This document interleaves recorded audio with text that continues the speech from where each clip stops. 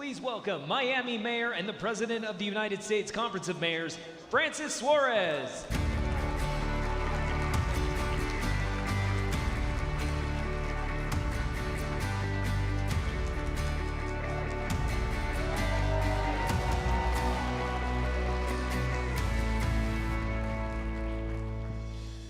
Yes, it looks like everyone has drank their Cuban coffee this morning. That's great.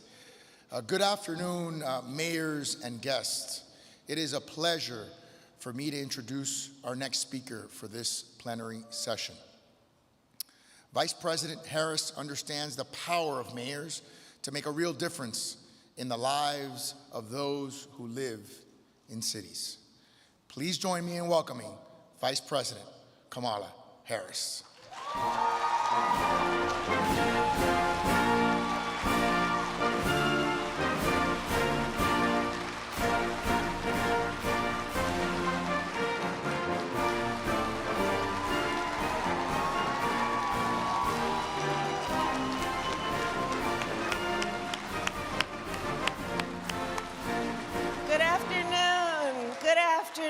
Good afternoon. Please have a seat. Good afternoon. Thank you, Mayor Suarez, for your introduction, for your work. It is good to see you again. You have been an extraordinary leader, not only for your city, but in our country, so thank you. Mayor Shivi, thank you for hosting us. It is so good to be back in Reno. And to everyone, it is my honor to be with you this afternoon. You, our mayors, you are leaders, not only for the constituents that elected you, but I think if it weren't clear before the last couple of years, it is clear to everyone now, you are not only local leaders, you are national leaders who show such courage, conviction, and fortitude during some of the most difficult times. And so I'm here most of all to thank you all for what you do, what you have been doing, and what you are committed to do. As many of you probably know, I spent the first 20 years of my career in local government, and throughout the years, I have partnered with mayors in every public office I've held, from my time as the elected district attorney of San Francisco, to being Attorney General of California and a United States Senator, and now, of course, as Vice President. In fact, since first becoming Vice President, a little over a year ago, I have met with, as I have counted it roughly, so far I've met with nearly 60 mayors. All that to say, I know what you all do, and I know how important it is, and I know how personal it is. As a mayor, your work does not stop at the end of the day when you walk out of City Hall. Your work is full-time. It finds you at the grocery store. I know. When a retiree may come up to you to tell you about that street light that's out on his block. I know. Your work finds you at your child or your grandchild's basketball game, when the assistant coach wants to know when his neighborhood is getting high-speed internet. Your work finds you at your place of worship when a young mother will ask you how to get guns out of the wrong hands. People look to you to solve problems. And because you are so present where you work and lead, you often have the experience of people literally searching your eyes to figure out if everything's going to be okay, even when sometimes you may not be sure. But you still keep getting up and getting out there and making it work. And that is why President Joe Biden and I are honored to partner with America's mayors to continue to build our nation. When we took office, as many of you remember, our economy and the pandemic, well, things weren't looking good. In fact, in many ways, heading in the wrong direction. But our administration worked with you to get our country back on track. We worked together to help millions of people who at the time were facing eviction to stay in their homes. We worked together to make sure families had enough food to eat. We worked together to help small businesses stay open or reopen their doors and retain their employees. And because of our work together, since the President and I took office, we have seen record job creation, record declines in unemployment, and a record increase in labor participation.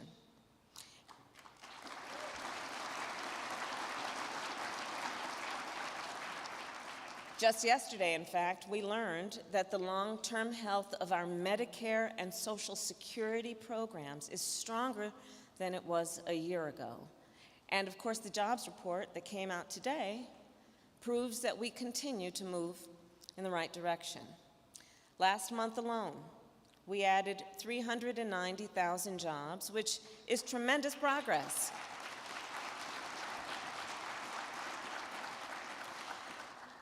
And happening as we see a shift from recovery to sustainable economic growth.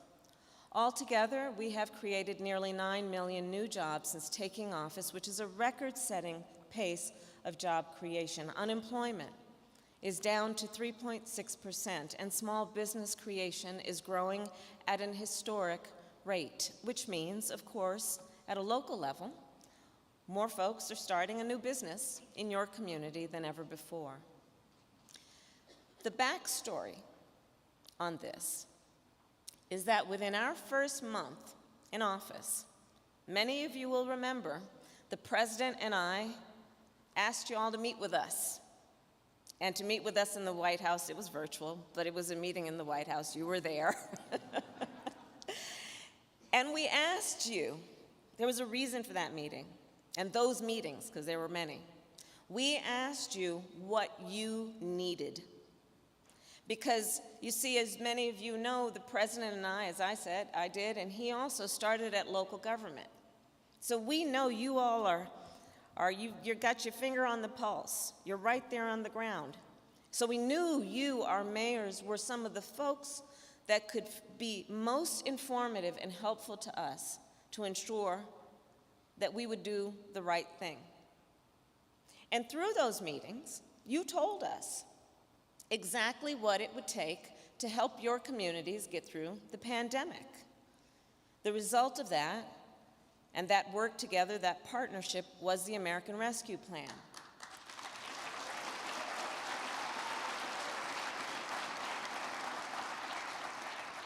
The ARP, I'm spending time in DC, we now got a lot of acronyms, so I'm going to say ARP, but it's the American Rescue Plan. One of the things that we talked about with you, and we knew has, in many policy initiatives, been an issue, and we needed to deal with it. The ARP dealt with one of these issues, which is the need to make sure there would be direct funding to cities.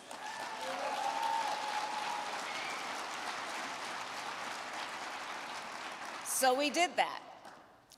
And we did that because we also knew why it is important. It is important because then you all, at a local level, could put that money to work immediately, which you did, because after the ARP passed, you used this money to get people vaccinated. You used it to support frontline workers, to keep small businesses open, to address crime and keep communities safe, to reopen schools so that children could return to the classroom and parents could return to work. None of this would have happened without your work to craft and implement the ARP. And so I'm here to say, for so many reasons, again, thank you. Thank you for all you have done to enable the progress that we have made. Together, we are heading in the right direction. toward steady and stable growth.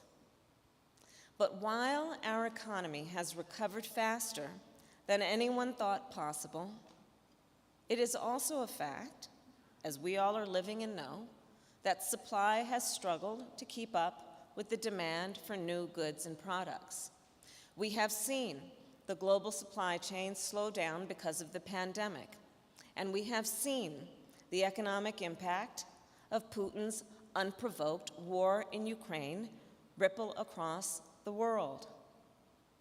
Both of these factors have resulted in rising costs, and people in your cities, in your towns, are feeling the pinch and seeing higher prices from the gas pump to the grocery store.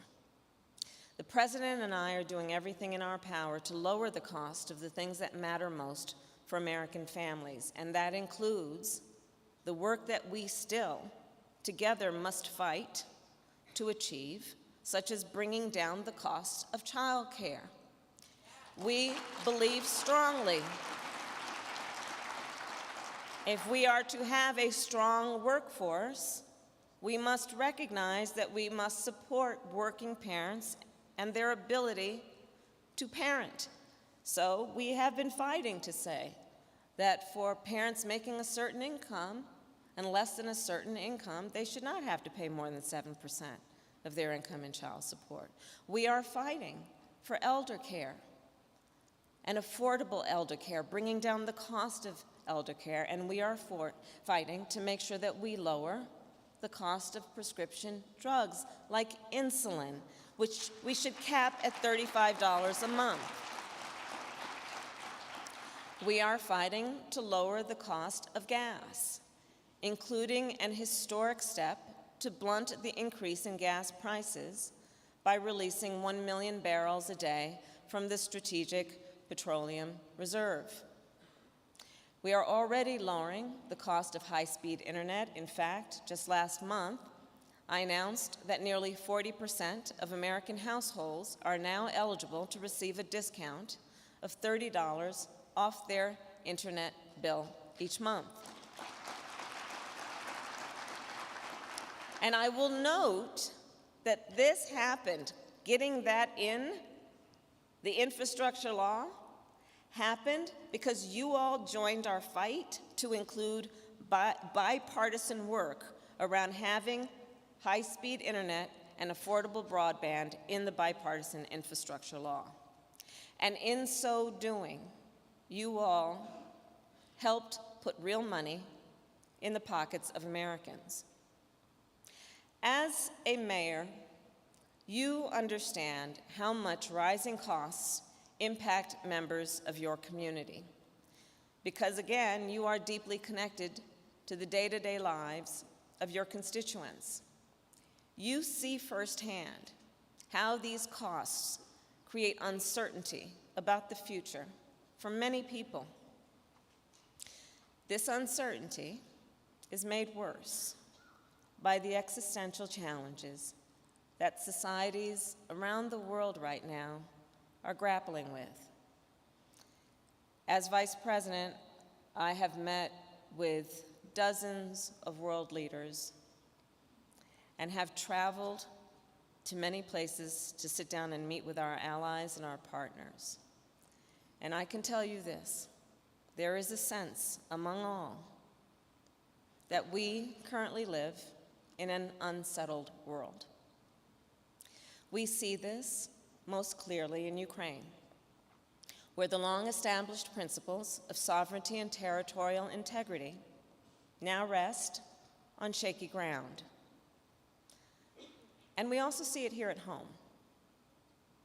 We also see it here at home, where we are once again forced to defend fundamental principles that we hoped were well established.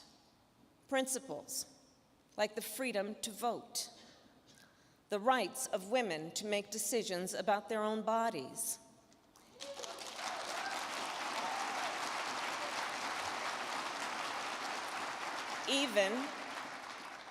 even questioning what constitutes the truth. The American people are grappling with these issues at a time when they also face immediate concerns about safety and security, and about attacks on their communities that keep happening again and again. Mayors, you step up when horrific acts of violence shake us to our core. And you see firsthand how the hate that fuels these acts is manifesting itself in our communities. There's a through line from what happened at Tops Market in Buffalo to what happened at those spas and parlors across Atlanta, at Pulse nightclub in Orlando, at the Tree of Life Synagogue in Pittsburgh. Our country is facing what might be considered an epidemic of hate, where people are being targeted just because of who they are, because of their race, because of their ethnicity, their gender, their religion, their sexual orientation. This, then, is a moment that requires all of us as leaders, as citizens of a society, a civil society, to stand up and say, enough is enough.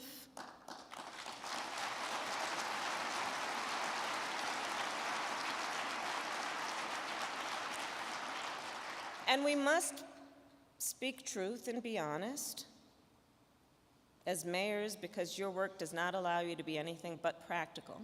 No, well, we must speak honestly about what is happening and agree that the hate we see is not new. There have always been those who see diversity and inclusion not as the strength we know it to be, but as a weakness. But we also cannot deny that this moment feels different, and that data shows us in the last couple of years more hate incidents have happened now than at any other point in the last 20 years. Our interconnected world has now meant that bad actors can find each other online. It has given space for hate to flourish and provided demagogues with a megaphone to inflame these tensions. Let us not allow those who are motivated by hate to separate us or to make us feel fear. Let us not allow that. Instead, as we all know, it is a time to renew our commitment to fight for unity, to remind our communities that we all have so much more in common than what separates us. That if we are to maximize our strength as a nation, we must find a way to commit to come together with a principle that includes believing that a harm against any one of us is a harm against all of us, and therefore that no one should be made to fight alone. To combat hate, we cannot be silent, and we must have the courage to speak truth about what fuels these crimes as we work to come together as a society. And so let us speak out. No 86-year-old should fear for her safety to go to the grocery store. No 9-year-old should be afraid to go to school. And no 18-year-old should be able to buy a weapon of war.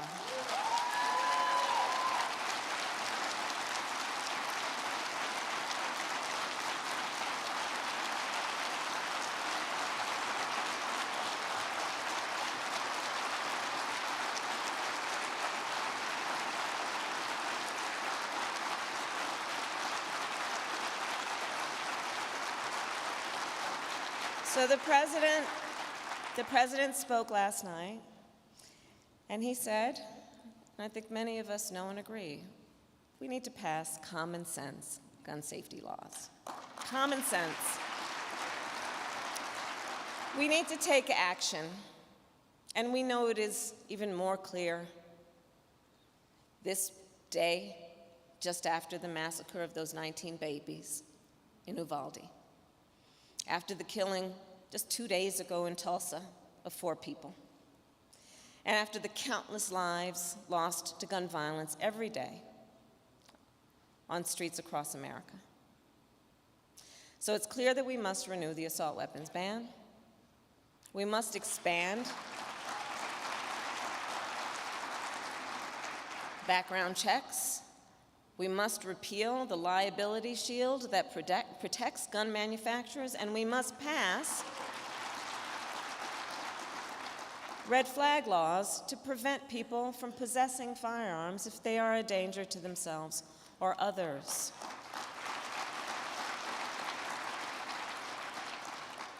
And finally, the United States Senate must confirm a permanent director to the Bureau of Alcohol, Tobacco, and Firearm Explosives, ATF. Because it's been a long time, guys, since there's been a permanent director there. And that organization knows best how these steps will protect our communities. So here's the thing. The U.S. Conference of Mayors has been a strong advocate on so many of these issues, on sensible gun laws, by my count, for well over half a century. And so again, I thank you. And in conclusion, I ask you, please continue to make your voices heard. Please continue to use your bully pulpit to fight for safer communities, for more economic opportunity, and for all the things that you so uniquely understand and know that our families need to succeed and to thrive. And I know that each of you is up to this challenge because you are the mayor.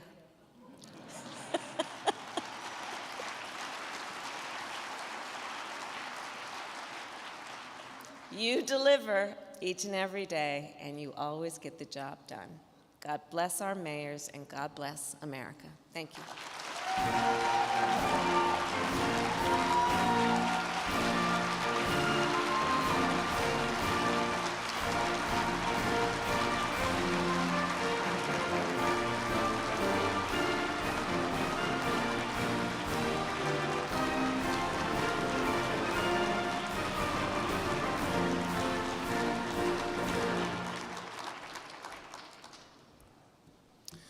Thank you very much, and please join me in thanking Vice President Harris for being with us here today.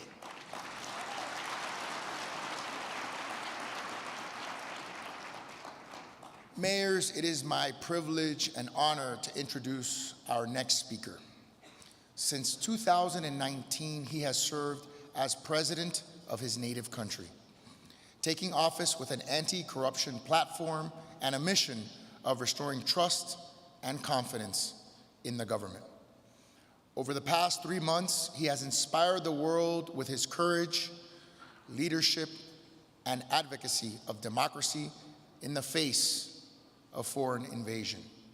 His country's resolve has slowed the Russian advance in Ukraine and strengthened the resolve of the rest of the world.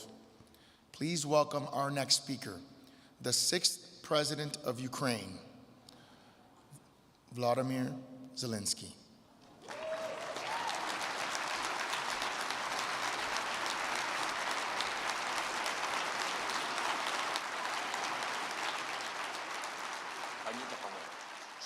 Ladies and gentlemen, the esteemed American mayors, thank you for the opportunity to speak to you today. The United States has become a true leader of international support of Ukraine, military, financial, political support, which is based on sincere ties among nations that equally value freedom. For us, Ukrainians and Americans, it is based on our mutual understanding of the danger of tyranny. The world has seen different tyrannies during different times, under different flags. All of them were united by disrespect for the rights and liberties of ordinary people. The tyrants do not recognize the rights and freedom of local self-governance. And typically, it is the free city dwellers who, by choosing freedom, put an end to the history of tyrants. To stop them, we should not let tyrants exploit their connections with the free world, any connections. You know that dozens of American cities preserve sister city ties with Russian cities. Chicago and Moscow, Jacksonville and Murmansk, San Diego and Vladivostok, Albany and Tula. What those ties give to you? Probably nothing. But they allow Russia to say that it is not isolated even after the start of its war. Each one of you can see how the Russian army is fighting and what it is doing to peaceful cities. It is as brutal as the tyrannies of the past. Mariupol was a port city, an industrial city with 500,000 residents. Russia simply destroyed it. There is nothing left there by ruins. The same applies to the city of Volnovakha and dozens of others, which the Russian army set on fire with its bombs, rockets, and artillery. Just imagine, since February 24, Russia fired almost 2,500 different rockets. Most all of them were fired at cities, our municipal infrastructure. Some of the deadliest Russian rockets are designed and manufactured in Yekaterinburg, which still, by the way, remains the sister city of San Jose. I am confident that many of you have seen and heard what Russian soldiers did in the city of Bucha. Mass murders, torture of people. The bodies of killed local residents simply laid on the streets for as long as Russian soldiers remained in towns. One of the Russian brigades, which committed those crimes against our people in Bucha, was a brigade from Khabarovsk region in Russia. And the capital of that region, the city of Khabarovsk, is still a sister city of Portland, Oregon. Why? I leave this question for you to answer. Now, to restore normal life in Bucha and its territorial community, we have to rebuild almost 2,000 structures. You, as no one else, understand what it means for any city to have 2,000 of its buildings destroyed or damaged by warfare.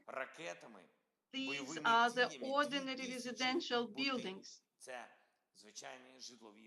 schools, sports facilities, hospitals. In total, 3,620 settlements, large cities and small towns fell under Russian occupation since February 24.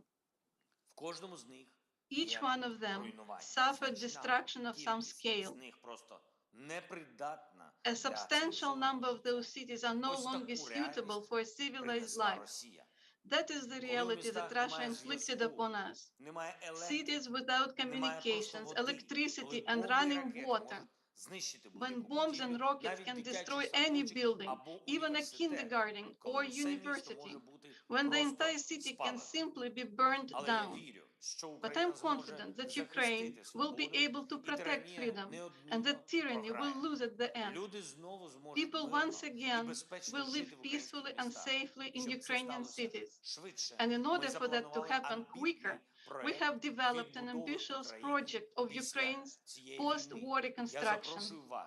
I invite you, your cities, companies, and your business entities to participate in the implementation of this project. You also can be those who decide to defend freedom and destroy tyranny. Thanks to the leadership of the United States and support of all our partners, courageous Ukraine receives the necessary weapons to defend freedom. But we also need to demonstrate economic attractiveness of our free world. That is why we already proposed to our partners to participate in reconstruction of Ukraine. Please become patrons of Ukrainian cities, regions, and industries which had been destroyed by Russian strikes. And please help rebuild them with your most modern technologies. This may become the biggest economic project of our time, which will strengthen Ukraine, as well as every country and every company that will take part in the post-war reconstruction. You can join us in its implementation of this great project. This project will certainly result in economic growth, innovations, and new social opportunities, both for our country and for your respected cities. Ladies and gentlemen, the opening of this year's annual US Mayors Conference fell on the 100th day of Russia's full-scale invasion against Ukraine. The conference agenda includes many issues related to the US domestic politics and the lives of your cities and constituencies. Please remember, the full-scale war in Europe, the destabilization of global markets which had been caused by Russia, has a direct impact on the everyday life of each nation and every city of the free world. That is why, please demand greater pressure on Russia. Please don't help it. Don't make any excuses. Don't maintain relations with Russia. And please, don't let those who became murderers call your cities their sister cities. Please provide even greater assistance to Ukraine. Take part in rebuilding of our towns, cities, and local communities which had been liberated from the invaders. Thank you for your attention. Glory to Ukraine.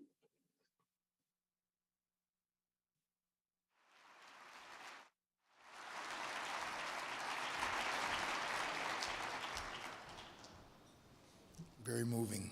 Thank you to President Zelinski. It was an honor to have him speak.